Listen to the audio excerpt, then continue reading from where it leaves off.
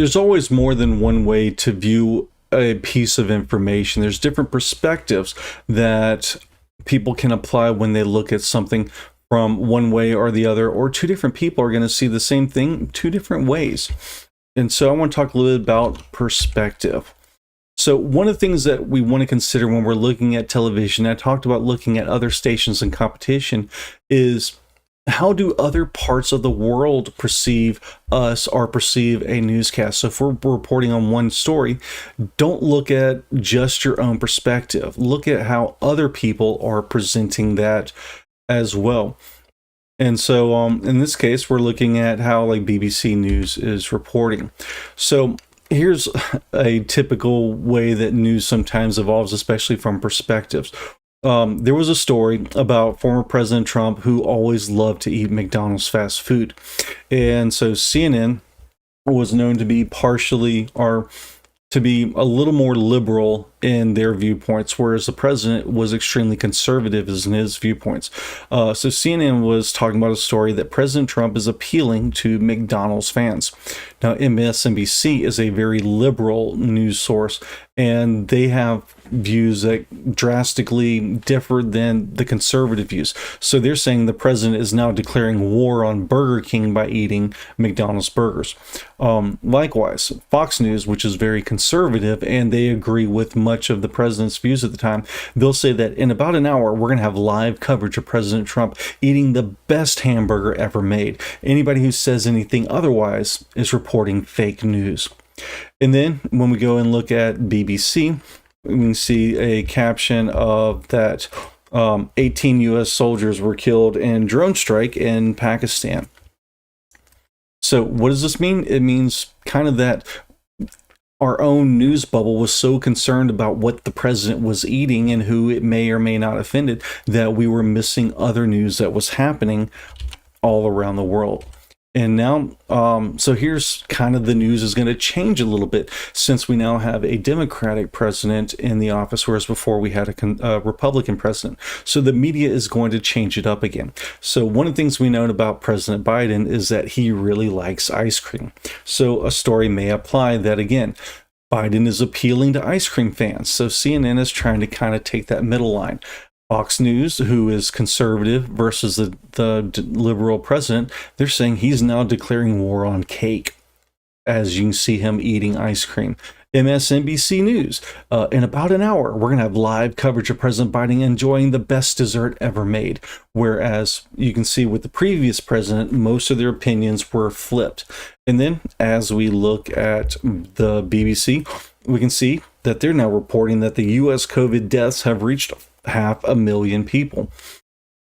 And so again, while the U.S. media was so wrapped up in what the president was eating, these are not actual headlines, by the way. So disclaimer for both of those. But I've seen many times that major U.S. news networks get so wrapped up on a small story that seems very insignificant. But then there's other news happening around the world that we're also missing because we're so wrapped up looking at ourselves. So that's one of the reasons why I always say look at not just the competition, but look at how other news sources around the world are reporting news. So when you're dealing with news, you have to kind of find a balance, and this is not an exact science, but places to look is sources like C-SPAN, Associated Press, Reuters, Political Fact, factchecking.org, Snopes. A lot of these BBC tend to kind of be right in the middle of their information. They try not to put too much of a spin or perspective or leaning one way or the other if it's too conservative or too liberal. Now, you do get into other sources like the New York Times, National Public Radio, MSNBC start leaning more liberal. And then sources like BuzzFeed, MSNBC, The Guardian, Huffington Post are going to be extremely viewed in their perspective and their perception of news for liberal sides. Likewise, if you go from the middle balance to the right, things like the Washington Times, New York Post, Forbes, the Conservative Review, you're going to start getting into sources that are leaning extremely conservative in their views. things like the Drudge Report, National Review, Fox News. So pretty much like Fox News and MSNBC are complete opposite ends of the journalism spectrum and what they cover. So they may have very different perspectives in how they look at the same situation. So when you're looking at a news source and something that you want to present, consider where the source is coming from and what perspectives that they may have when they present that information. Because it's all about perspective. When you look at this image next to me, what do you see? Well, I see a soldier with a person that has a gun to his head. Or if you change that perspective, I can see here that I've got a soldier providing aid to a person in need. As you can see, they're filling in water. When in reality, it's the same image. You've got a soldier who has a prisoner that they are both taking care of by providing him with water, but they do also have a gun to make sure that everybody is safe and that nothing bad is going to happen.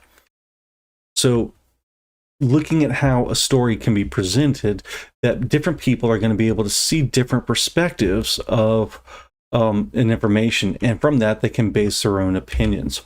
So likewise, if you look at this symbol, what does this look like to you? Well, does it look like the number 6? Does it possibly look like the number 9?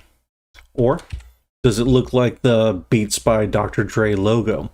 So again, taking some basic information, you can look at it different ways and have different thoughts, feelings, experience, and perspective on it. Because sometimes things are not always black and white in the way people look at something from a certain perspective. They can look and see a square. They can look and see a circle. But they're both not wrong. There's more than one way to look at something because it may have multiple aspects to it. And it may not be as simple as 2 different aspects. There can be multiple venues of ways of looking something to see that everything is not extremely clear, or as we call it, extremely black and white. There's going to be so many different ways that information can be looked at, interpreted, and presented. So case in point, we had received word that we were getting a new grocery store in Troy, Alabama, known as Publix, which is a very popular grocery store in Southeast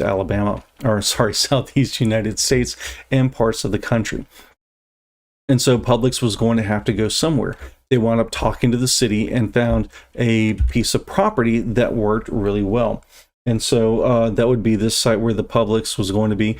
There was, it's right next to a major highway, and it's a good location for people to go shopping. Now, one of the things is when they looked at it, there was already an existing business on the property. In this case, it was a trailer park that was residential. And I believe at the time it was only about half or a quarter occupied. So most of these didn't have people in them, but there were still some people living in some of these trailers. And so there was an article that came out where people were talking to the newspaper and people were talking to the media that the city was kicking them out of their house, that they were going to be homeless because Publix was coming in and they had no place to live. They were just going to be out on the curb after the trailer park was going to be leveled.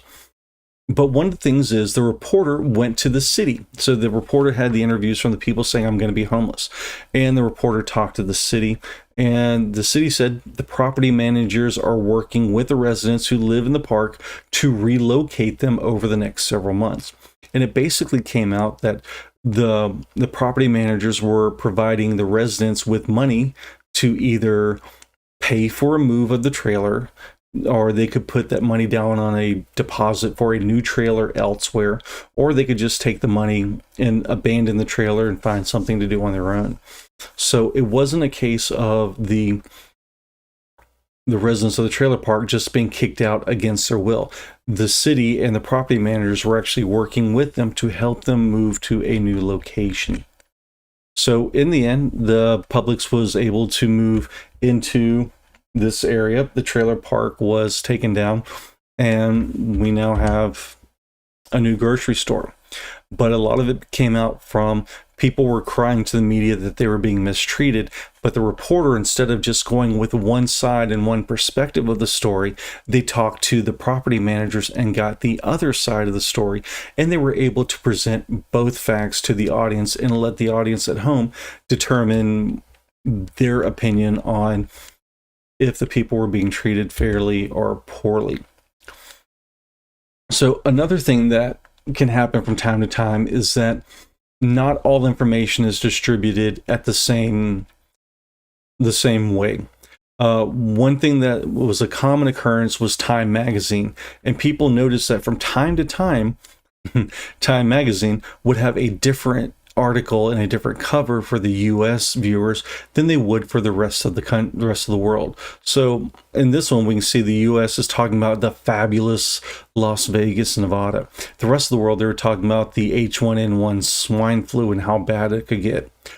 Again, there was a story going around the world about a revolution going on and the chaos and destruction that were kind of coming around by it. And what did the United States see? Well, why anxiety is good for you. So again, Time magazine was separating what they gave to Americans different from Europe, Asia, South Pacific. And so another time it happened that there was a movie called Tintin that was coming out. And so Time magazine again talked about the Tintin movie in Europe, Asia, and South Pacific. But for the American, they were talking about the China bubble, and if it was going to, if its economy was going to sustain growth, or if that was going to pop. And so finally, someone said, Time magazine, why are you doing a different U.S. Caption? And Time said pretty much, let me get out of the way. Publishing isn't easy. Editors have to pick what sells, and what sells is advertising. So there's good reasons why the US audience won't be interested in a movie like Tintin, whereas Europe and Asia are more interested in this particular type of story, characters that we in America or the United States don't really wrap around or get involved with this character or this type of franchise. So Time magazine knew that if they put Tintin on the US cover, then they would sell fewer copies because we wouldn't be interested. So they wound up changing the content of part of the magazine to something that they knew US viewers would be more interested in. Because when it comes down to it, they're more interested in making money than just presenting news and information. And to make money, well, they have to sell advertising, and they have to make sure that that advertising is going to be read. So when we're producing a newscast, and when we come back, I'm going to talk about the 12 ingredients for a powerful news story. So